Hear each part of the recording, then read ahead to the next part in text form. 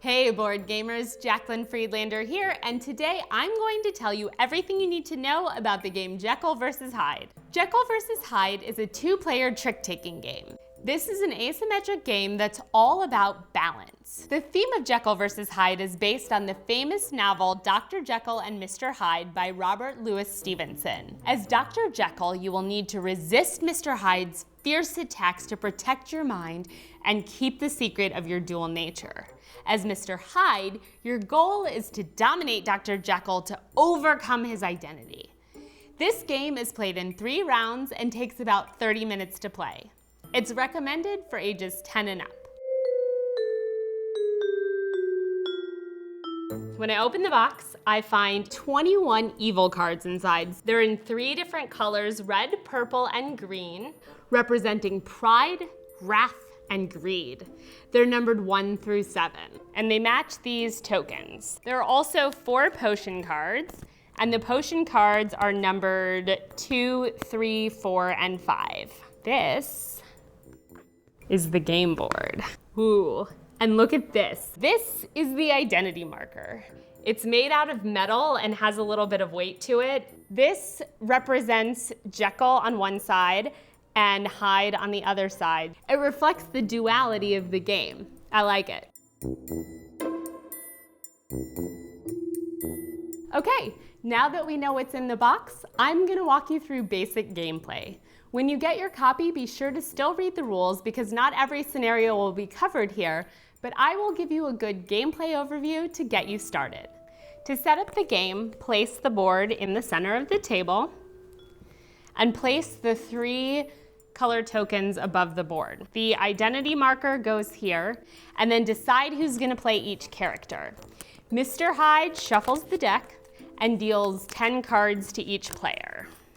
Set the other cards aside, but don't forget at the end of the round to shuffle them all back into the deck. Before the round begins, players will exchange cards from their hand face down and simultaneously. The number of cards exchanged is determined by which round it is. An important thing to note when choosing which cards to pass across the table is that if you have more than 1 potion in your starting hand, you must pass a potion to your opponent. Don't succumb to greed. If you have more than 1 potion, you need to share. When both players are ready to begin, Dr. Jekyll plays first.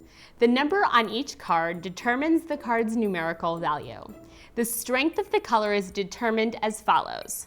The first evil card played in a round becomes the weakest suit and is indicated by the marker on the board like this. The second color played is the second weakest suit, and the third color played is the strongest.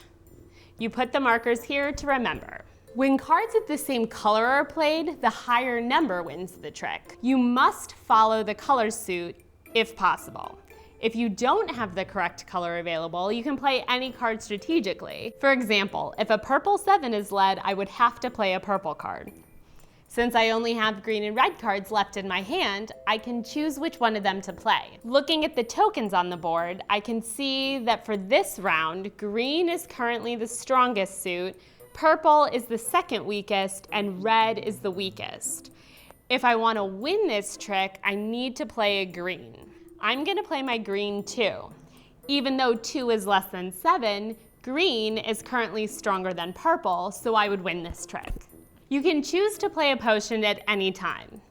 If 2 potions are played against each other, the potions neutralize each other and no potion effect happens. The highest numbered potion wins that trick. If a potion is played against an evil card, the player who played the card with the highest number on it wins the trick. Once the trick winner is determined, then the potion effect happens based on the color of the card played by the opponent. Here's an example of what I mean.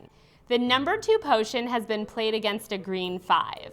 That means the green card wins this trick, but the green potion causes both players to simultaneously pass 2 face-down cards to their opponent. If you ever forget which potion causes which effect, there are reminders on these 3 color tokens.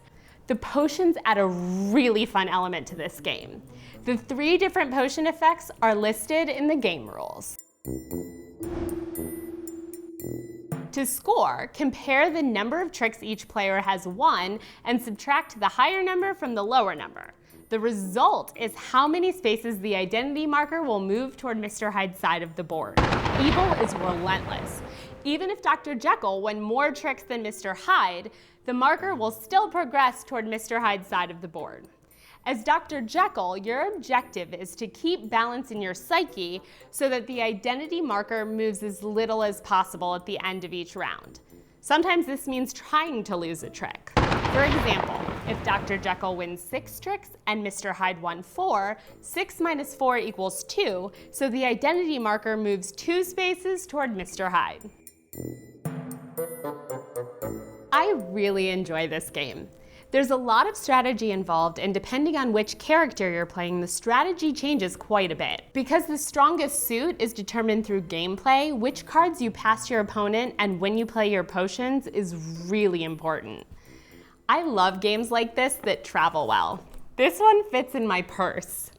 It's a good idea to have board games on hand at all times because you never know when there'll be a chance to play. This game's very portable and setup and cleanup is quick and easy, so I recommend adding it to your on-the-go collection. It's also a great gift for anyone who loves trick-taking games, 2-player games, or games with spooky themes. This game is brought to you by Mandoo Games. Mandoo Games is a Korean publisher and distributor, and they're making family games with strategic gameplay and beautiful content. Jekyll designed Jekyll vs. Hyde, and Vincent Dutray created the wonderful artwork. I hope you enjoyed this Jekyll vs. Hyde overview. If you want to see my other videos, subscribe to my YouTube channel and follow me on Instagram. Until next time, I'm Jaclyn Friedlander. Happy gaming.